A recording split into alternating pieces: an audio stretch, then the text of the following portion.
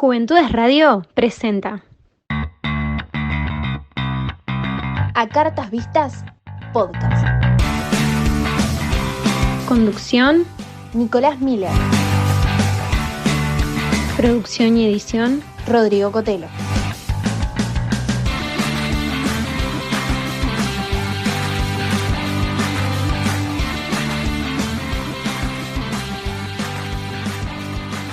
Muy pero muy bienvenidos y bienvenidas a una nueva entrega de A Cartas Vistas en modo podcast.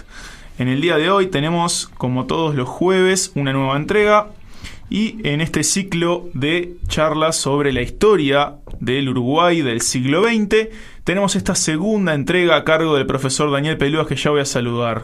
Buenas tardes, Daniel, ¿cómo andás? Y bueno, ya contanos un poco en qué andamos. Buenas tardes, Nico. Bueno, para ir haciendo boca un poquito, continuamos en esta línea del Uruguay que empezamos anteriormente. Y la idea es hacer un compendio entre los años 30 y 40 para después dedicarnos a una década como la del 50, 60 y 70 más compleja y que capaz es la que más atrapa a la gente por el querer saber mucho más de la historia reciente. Muy bien. Bueno, nos despachamos con lo siguiente. Habíamos quedado con un Uruguay vallista de 3 primeras décadas de José Valle Ordóñez, construyendo un modelo político, económico, social, ético, turístico. Pero como todo tiempo que es bueno, también llega a su fin. Uh-huh. Y en esta oportunidad el fin está atado a muchas cosas que van ocurriendo en el mundo. Como a todo, al Uruguay le llega todo tarde. También le llega tarde la crisis. El mundo había estallado en una crisis mundial en el año 29 de Estados Unidos.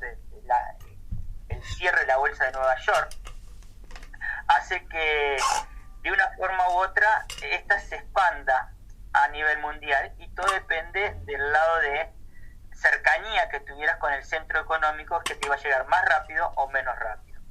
Uruguay le va a llegar en el año 33. ¿Por qué? ¿Qué le pasa al Uruguay en ese momento? Es algo que bastante complejo, a veces la gente no lo entiende, pero en ese momento el poder ejecutivo del Uruguay no era como lo concebimos hoy con un presidente de la República. El poder ejecutivo tenía dos cabezas, era bicéfalo. Por un lado estaba el presidente de la República, que se encargaba de la defensa, de la seguridad interior, de las relaciones exteriores. Y por el otro lado había un Consejo Nacional de Administración. 9 personas. 6 eran del partido que ganaban las elecciones y 3 del que entraba en segundo lugar.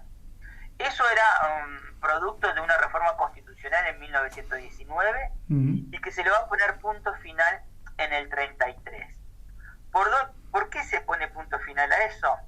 Bueno, el Uruguay comienza a sentirse las consecuencias de la crisis mundial y como que hay un estancamiento entre los poderes y la búsqueda de solución. Eso motivó que el presidente de turno, que era Gabriel Terra, buscara un socio para llevar adelante la reforma constitucional.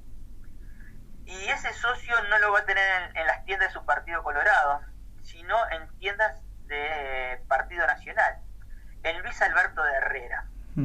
Inmediatamente Herrera llega a la concepción de la reforma, la hacía él con Terra o sin él. Había que reformar la Constitución del 19 con este poder ejecutivo bicéfalo. Pues bien, se alinean las fuerzas y se da el golpe de Estado del 33, que es el golpe de Estado del terrismo, que lo conocemos así en la historia. Y uno de los episodios más notorios de eso es, por ejemplo, la inmolación que se hace de Baltasar Brun, el expresidente uruguayo, diciendo que con su muerte iba a evitar el derramamiento de sangre, cosa que no lo puede evitar. Otro acontecimiento de esa dictadura terrorista va a ser el intento de una revolución en Paso Morla, y lo otro que también está recogido en los anales es prácticamente el asesinato de otro dirigente político que es César Grauer, acribillado a balazos en ruta 8 cuando venía de Minas hacia Montevideo porque la justicia pedía que se entregara. Y bueno, a la altura de Pando hoy hay un monumento conmemorando el lugar donde ocurrió esos hechos, y lo acribillan, lo tienen en un calabozo en Pando, no es atendido adecuadamente, y cuando lo trasladan a Montevideo ya la situación era muy tarde y va a fallecer. Y fallece. Esa situación del terrismo, el cambio de constitución que va a ser la constitución del 34, que va a ser nuestra tercera constitución, se hizo con el objeto de tirar abajo parte de los ideales vallistas. Uh-huh. Por supuesto que desaparece ese Consejo Nacional de Administración, se borra todo ese aspecto que podía ser del vallismo. El vallismo, por supuesto, en ese momento se va, Luis Valle-Verres se va a Buenos Aires, y el vallismo baja su perfil y no participa en la política. Y sin duda que el triunfo del terrismo, herrerismo, que se había formado esa alianza, da el triunfo a la reforma constitucional, volviendo a un régimen presidencialista. Sin pena ni gloria, el terrismo tiene su momento de gloria entre el 34 y el 38, como presidente electo nuevamente Gabriel Terra, y como diríamos casi como que el paquete de quien iba a suceder al presidente de la República estaba bien atadito. Claro. Era Valdomir, que era su cuñado. Y Alfredo Valdomir asume la presidencia del 38, a partir del 38. Pero lo que menos podía pensar la gente es que antes de terminar su mandato, meses antes de terminar su mandato, diera un golpe de Estado. Se le conoce como el golpe de Estado bueno, con respecto al golpe de Estado malo de Terra. Golpe de Estado son golpe de Estado, ni bueno ni malo. Hay que hablar. ¿Ya? Pero la historia tiene eso, de los deslices que se hacen, y nos presenta que ¿por qué hace el golpe de Estado Valdomir? Para reformar la Constitución. O sea, nosotros tenemos una manía de reformar la Constitución. Así lo establecía un ex vicepresidente, había un vicepresidente del Uruguay, que era el doctor Enrique Tarigo. Uh-huh. La manía constitucionalista de los uruguayos. Somos el país en el mundo que hemos tenido más reformas constitucionales.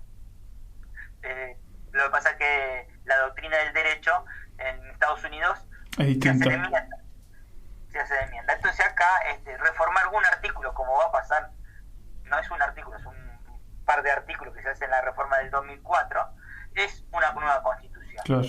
Bueno, esa constitución del 42 pone de vuelta, regresa en el tapete de la arena política el vallismo. Y ahí, a partir de ese momento, el vallismo va a participar y va a tener presidentes vallistas, que hoy simplemente lo vamos a nombrar porque después tendrá un capítulo aparte todo ese periodo, que es Tomás Garreta, es el regreso del vallismo con Tomás Garreta a la presidencia de la República. ¿Qué pasa en el interín de todo esto? Bueno, el Uruguay también, atado a los golpes internacionales, que como fue la crisis del 29, está todo el movimiento fascista en Europa. Estamos hablando de Mussolini, de Hitler, de Franco, que acá en el Uruguay también tiene cierta correlación. O apego, o simpatía, se podría decir. Sí.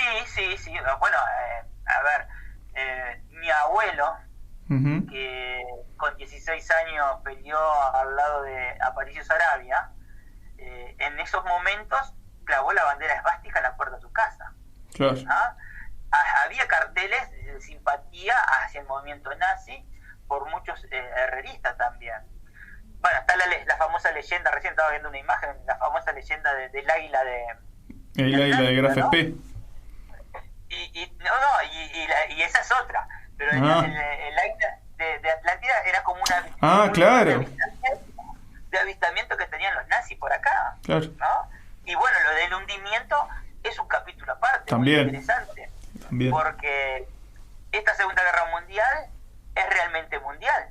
Hubo batallas en todos los continentes. En América nos correspondió a nosotros. y todo lo que dejó como consecuencia ese hecho. En ese momento el Uruguay, en la batalla del Río de la Plata, Uruguay era un país neutral. Claro. Permitió al buque alemán 24 horas cuando pidió 48 para poder reparar, bajan los heridos. Hay historias de mujeres uruguayas que se casan con los soldados alemanes que quedaron acá. Bueno, y la heroica muerte que hace su capitán al hundirse con su barco. Vos sabés que está el uniforme en un museo de Uruguay, del capitán alemán del Graf Spee. Sí. ¿Qué pieza? Es un museo particular.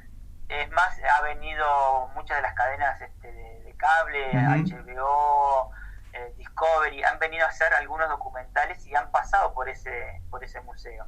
Es decir, Uruguay fue parte de la guerra. Y bueno, después no nos olvidemos que Uruguay también declara la guerra a Alemania, no con el sentimiento de que los alemanes se preocupen, claro, sino que la intención es que si vos no sos un país beligerante, vos no podés participar en las negociaciones de paz.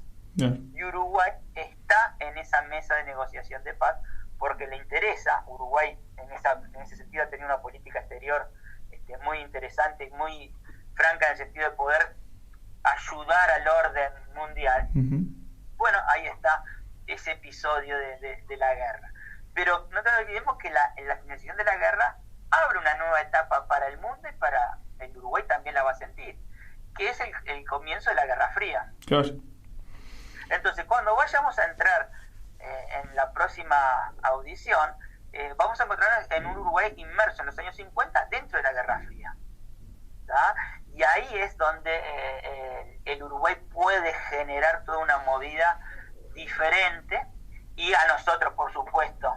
Hoy arranqué hablando de la crisis 29, que sin duda golpeó muy fuerte a Uruguay, generó pérdida de trabajo, la necesidad de que el Estado se preocupara por la gente que no tenía un plato de comida caliente para comer, y ahí aparecen los comedores.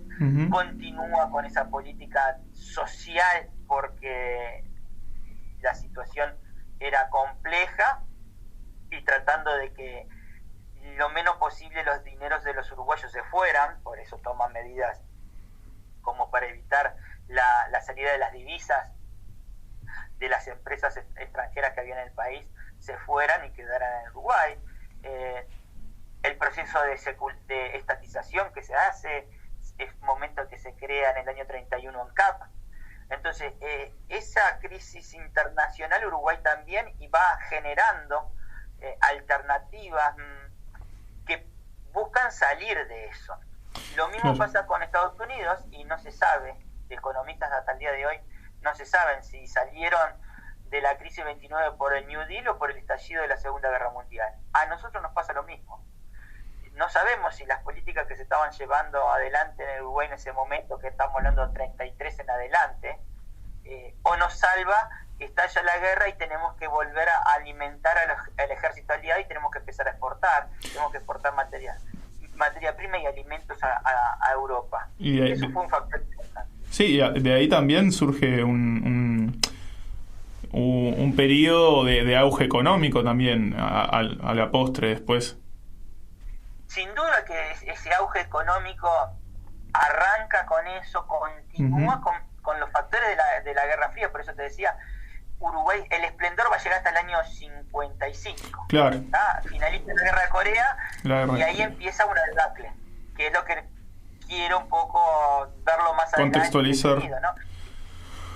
Ese auge económico, por supuesto, es el que nos permite hablar de las vacas gordas, de la Suiza de América. Somos los campeones del mundo con esa mochila. Vamos a hacer un apartado a esto, el 50, en un momento que estamos ahora de pandemia y fútbol, el fútbol en medio de pandemia. Sí, te puedo contar una anécdota simple, por favor, para que vean la correlación que hay. A ver, lo que pasó en la historia y lo que es el presente, cambiamos los nombres y los hechos son los mismos. En 1919 se produce lo que se llama la gripe española. Mortífera. La primera la primera pandemia del siglo XX, más o menos se calcula que entre 40 y 50 millones de muertos generó esa gripe española. ¿Tá? Se produce en 1919 un torneo entre Peñarol y Nacional, sí, en plena pandemia. Sí. Y resulta que tuvo el Club Nacional de Fútbol fue afectado por la pandemia y por la gripe española, y primeros jugadores, dirigentes, técnicos, no se puede presentar y se le da ganador del torneo a Peñarol. Uh-huh. En plena pandemia seguíamos jugando al fútbol, y bueno, una de las recomendaciones era el tapaboca, o sea, el invento del tapaboca no es algo, no es ahora. No es algo de ahora, la historia nos pone en circunstancias que nos repite. Entonces, viendo los tiempos, cómo se van dando momentos diferentes, pero que son similares en muchas cosas, como es esto. Cerramos este paréntesis que hablamos. Y volvamos al Uruguay de los otros años. De los otros años. Entonces, esa Guerra Fría, o mejor dicho, vos me decías que era el esplendor. Bueno, está atado mucho al esplendor que también pueda tener el Uruguay desde el punto de vista económico, y que eso está, cuando se termina la Guerra de Corea, se nos empiezan a caer las exportaciones. Tenemos un margen para seguir, pero cuando se gasta la plata ahorrada, ahí está en el horizonte los nubarrones grises. Claro. Y bueno, es otra historia. Íbamos por la mochila del Mundial del 50. Ese Mundial del 50 que le ganamos a Brasil en Maracaná, en algún momento lo ha contado en algún reportaje Obdulio Varela, que él no se quedó en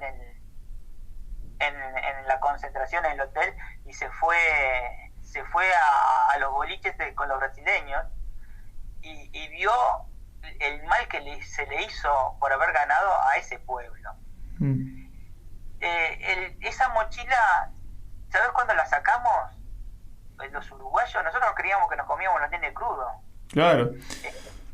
Y recién la sacamos en el Mundial del 2010, cuando el Uruguay volvió a estar cuarto, después de lo que significó. Uruguay fue cuarto en el Mundial del 70, y fueron unos malogrados, derrotados, porque no salieron campeones. Claro. Y eso es parte de esa mochila que nos generó el Mundial del 50, el creernos victoriosos y que podemos con todo. Y esa década del 50 que vamos a transitar lleva esa carga muy fuerte. O sea, estos años que estamos recorriendo entre 1930, 1955, 50, generan una movida de un Uruguay que arrancó costándole, no sí, fue claro. fácil salir de la crisis del 29, que nos costó un golpe de Estado, volver a recuperar esa democracia, que no es nada ni cerca de lo que se vivió en la del 73. Pero Uruguay tenía en su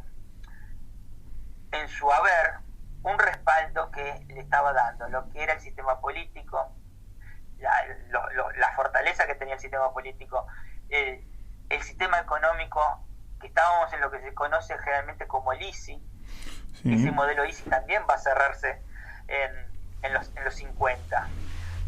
Nosotros empezamos a industrializarnos, empezamos a tratar de todo lo que comprábamos afuera poderlo elaborar en nuestra frontera. Pero Uruguay tiene un problema, no tiene todas las materias primas. Y hay que importar. Claro, y todavía hay una principal que hasta el día de hoy no la podemos tener. El petróleo. Es el petróleo. Si bien puede haber petróleo, nadie discute que no, en nuestro territorio puede haber petróleo, pero lo que pasa es que no debe ser rentable. Claro. Y al precio del que está el petróleo, por eso hemos tenido algún momento de euforia tratando de perforar, pero las empresas después terminan desistiendo porque hay altos costos. Entonces, con esa materia prima que te falta, la industrialización que podemos aspirar se nos se nos limita bastante. Y también otras materias primas que también no las contamos y las traemos. Tenemos que traer. Entonces, la industria, el Uruguay industrial que se va a ir generando en ese momento, va a tener mucho que ver con las materias primas que procesamos. Bueno, la carne, bien, mejoramos nuestra producción de carne cuando en ese momento el mundo pedía calidad y no precio. Ahora la situación se está poniendo al revés. Claro. Entonces, somos un productor de materia prima que estamos atados a los vaivenes del mundo. Otra materia prima era la lana. El mundo de las textiles en nuestro país fue destacado por largo tiempo por la cantidad de mano de obra que le dio hasta el día de hoy. Nuestros esquiladores y demás funcionarios, oficio lanero, es algo que es respetado, es prestigioso. Y, bueno, tenemos imágenes no muy recientes de lo que están haciendo, el campañón que están haciendo en España, ¿no? Por eso. Pero después esa industria textil no se quedó. Antes vendíamos los tops de lana, las vendíamos sucias. Bueno, pudimos hacer un convenio con Estados Unidos y vendíamos los tops de lana lavadas, le agregamos eso, bien. Después empieza la industria textil a tener grandes fábricas. Voy a nombrar fábricas que probablemente ni conozcas. Por ejemplo, Ildu. La Ildu era una señora fábrica que en su momento de esplendor tenía más de 1.000 trabajadores en planilla. Toda la zona de Colonia, Campomar, Camposur, todas esas textil, hoy son grandes museos. Claro. Hoy son grandes museos. Hemos tenido un momento de auge y capaz no se supo encontrarle la vuelta. Hoy la tan palabra usada hoy, la reconversión en el mundo del trabajo. Uruguay en los años 40, 50 tenía ese auge y esa mirada triunfalista, vamos a decir, desde el punto de vista económico. Y claro, seguíamos exportando, la carne seguía siendo necesaria, estaba el conflicto de Corea, pero cuando viene eso, creo que nos quedamos un poco y vemos que no se buscaron capaz las alternativas para cuando el modelo económico empezó a dar las señales de luz amarilla y hasta la reforma. Entonces, de unos años que nacieron complejos por la crisis del 29, pasamos por un momento de esplendor, de auge, que nos posesiona en América y en el mundo como un gran exportador de materia prima. Pero cuando el viento de cola ya no está, se nos va a ir cayendo la estantería de a poco. Claro. Empieza a soplar de a poquito, empieza a soplar, y cuando nos quisimos dar cuenta, ya no sopló más. No sopló más. Y nos quedamos ahí atados a la bandera.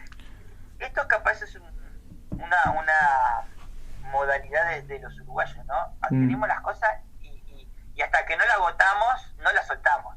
Totalmente. No somos capaces de buscar caminos alternativos. Bueno, hoy la realidad del siglo XXI nos está dando ejemplo de que, bueno, tenemos que hacer cosas mixtas, no tenemos que abrazarnos y ser fieles a una idea. Capaz ha llegado el momento buscar caminos alternativos, y a veces que los caminos alternativos sean los adecuados. Eso será otro cantar, otra historia. Claro. Pero el Uruguay en este momento tiene que ir por una situación, si bien digo en los 50, la primera parte de los 50 fue de esplendor, nos quedará transitar una parte bastante sombría, que yo siempre le digo a mis alumnos, y yo no me acuerdo si a vos te tocó esa parte de mensaje. A ver. No sé si llegamos a ver, era el programa del Plan 2006 o Plan 76 el tuyo. Entonces, que para entender la dictadura del 73 tenemos que empezar a leer a partir de la segunda mitad de la década del 50. Uh-huh. No sé si llegaste no. Puede ser. Entonces, acá, por eso quiero hacer el alto, ¿no? Y dedicarnos a la segunda mitad de la década del 50 en forma aparta de esto, porque ahí vamos a tener los primeros indicios que se van a ir acumulando. Esto es como una cascada, efecto dominó, que si vos no parás la ficha, se te cae toda la estantería. Bueno, la estantería se cayó el 27 de junio del 73 cuando quebró la democracia. Pero ¿dónde empezó ese quiebre? Claro. Empezó Capaz que con una fichita, si estamos haciéndole esa comparación del dominó, la primera fichita chiquitita se empezó a caer ese día, en esa década. Sí, exactamente. Vamos a ir razonando, vamos a ir pensando en ese camino con el horizonte de llegar a entender el 27 de junio del 73, que no fue un fenómeno aislado, por supuesto. El Uruguay tiene muchas cosas y América Latina también estaba en un contagio de dictadura, ¿tá? Para hablar un término de pandemia que tenemos, ¿no? No fuimos un fenómeno aislado, no. Para nada. Ocurriendo. Para nada. Entonces, este episodio es un poco para entender qué hay en el sándwich entre el esplendor del fascismo y la caída de la futuro Uruguay de las vacas gordas que se nos va a venir cuesta abajo prontamente. Muy bien, esto ha sido la segunda entrega de este podcast de historia, más específicamente historia del siglo XX en el Uruguay y la derivación en el quiebre constitucional del golpe de Estado del 73. Seguiremos entonces en la próxima entrega viendo un poco esta década del 50, esta segunda década del 50, esta segunda mitad de la década del 50, para poder entender qué fue lo que pasó en los años posteriores. Esto ha sido una nueva entrega de Cartas Vistas. Nos veremos en la próxima.